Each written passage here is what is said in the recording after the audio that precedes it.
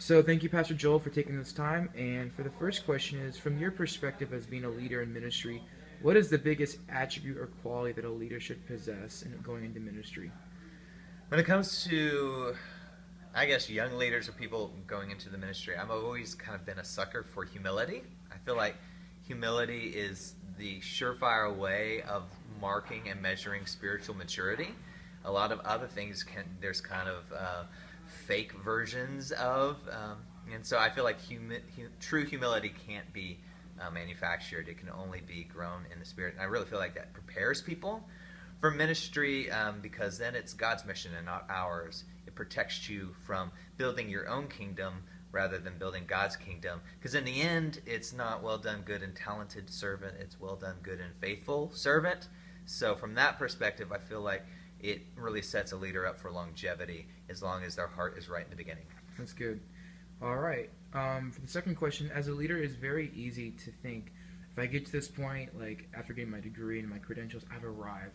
As a leader, how do you manage that from not getting to that, what's the word, mentality? How do you keep yourself in a state of always learning and growing? Sure. I've been asked that question before, and for me personally, it's not a very I don't really understand why people wouldn't continue to learn, because I'm kind of a person who's always curious and always listening to new podcasts and trying to read new books. What I think about education is that education basically is exposure. So I think about it like this way: everyone's born in a this room, right? And they grow up learning everything that's in this room, and they get to know it really well, and they start to get kind of confident and cocky about the worldview. Then they realize, oh, there's this door over here. And a lot of times that's their first exposure maybe to university education or something like that, and they open that up, and there's this whole new world of ideas that they're exposed to, and they begin to realize, wow, there's a lot more happening. And they began to get to know that room and understand those ideas. And then they realize, oh, there's 3 other doors in this room, and each of those rooms had 3 other doors, and it just goes on and on and on. Personally, I feel like the more you learn, the more you know, the more you realize you don't know. It's just like walking into a Barnes and Nobles. It's like, I don't know everything that's going on here. So for me, what education basically is just finding a way to expose yourself to new ideas. It's not that you agree with all those new ideas, but you're forced to wrestle with them, and they help you in the process grow. So I do that by listening to a couple podcasts that are regular. You can't listen to everything. There's no way for you to absorb all the information that's out there, but I just pick a few things that I'm really passionate about, and just keep that as a consistent, systematic way of exposing myself to new ideas. Very practical. I like that. With being in ministry and as a lead pastor with you and your wife, and both on the ministry team, how do you manage the time spent with your family and not allowing the two things cross over and interfere, and with your children as well? Yeah, that answer is not going to be easy for me. I'm a co-pastor with my wife. We both have our Masters of Divinity, and so we both work full-time at the church. And to be honest, we're still wrestling. 4.5 years of pastoring there. We have 2 daughters. And the way that we do it, like I take a day of the week on Tuesdays and I stay home with the girls. Rachel takes a day of the week on Thursday, stays home with the girls, and then each of us have this pick-up drop-off schedule, and so we have to kind of cooperate a lot. And for us, that struggle we're still kind of trying to master. It's very easy for personal and professional life to begin to blend. You talk about work a lot at home, you talk about the home a lot at work, and so to be honest, we are inviting in mentors and counselors to help us with tools to draw boundaries and things like that. That's good. Do you see any effect with the children, how like they kind of like wish they had more of your time, or is it at that stage where they're still learning about it? I think they're still learning about it. Honestly, I don't even think what we're really trying to protect them from is this idea of being a pastor's kid. Yeah. I don't want them to ever feel like that's even a thing. They're just our kid, who there's no expectations on them that are any different than any other kid. That's they just good. are a kid. That's wonderful. And lastly, the tendency for ministers nowadays, and I myself have seen a tendency to myself, how do you manage the tendencies of being a people pleaser when somebody asks you, a lot of ministers want to bend over backwards and do it for them? How do you prevent that from happening? For me, I'm a recovering people pleaser, so I've always had a hard time drawing boundaries and saying no. I want to help everyone. for me, a real practical thing that I struggle with is because I'm kind of the face of our faith community and I speak a lot, everyone wants to meet with me.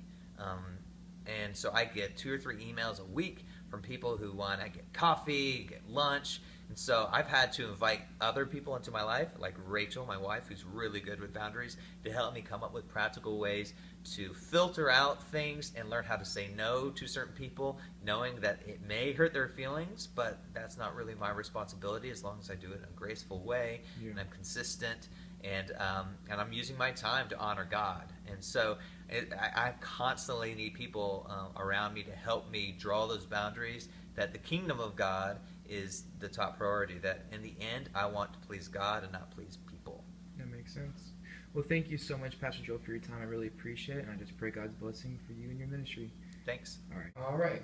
For my first question, I'd like to ask you, as a leader, how do you balance your time management in regards to spending time with your family and like balance between ministry and your family?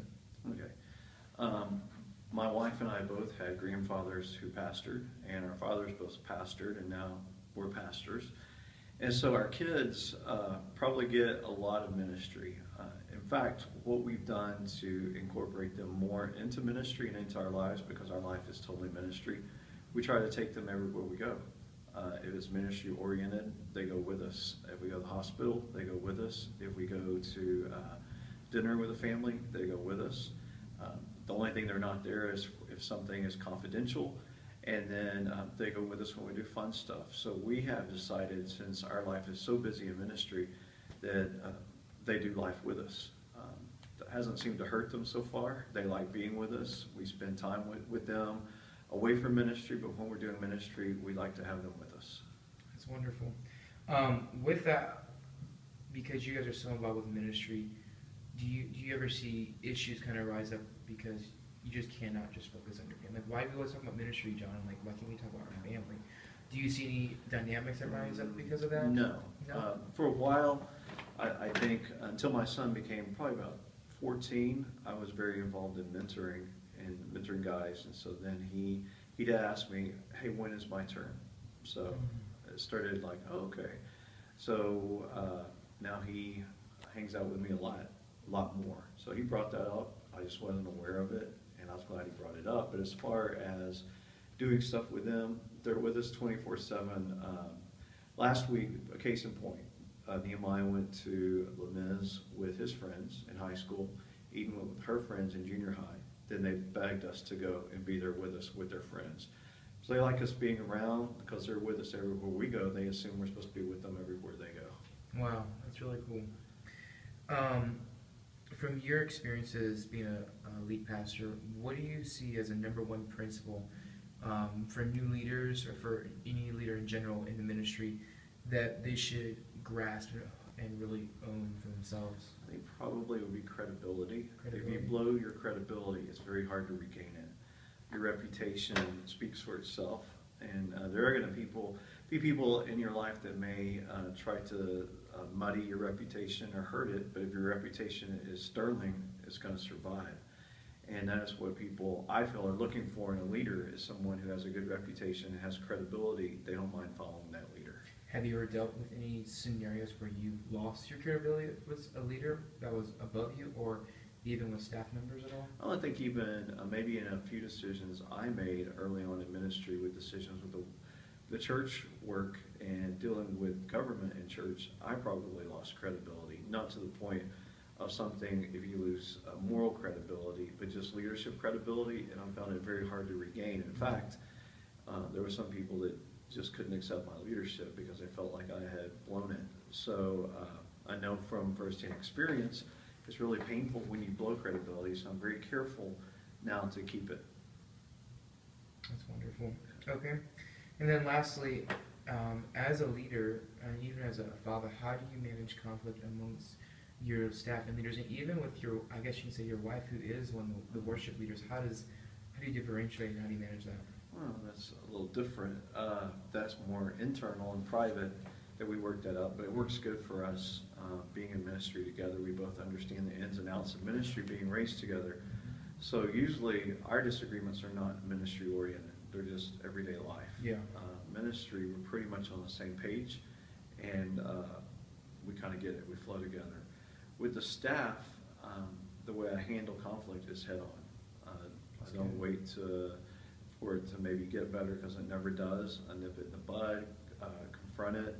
Whoever is in the skirmish, bring all parties together and immediately just resolve it, pray, ask if there's any further questions, have a follow-up meeting with them to make sure that they're getting along, that everything's good, and usually takes care of it. That's good. Well, thank you so much for your time. I really appreciate your wisdom and insight, and I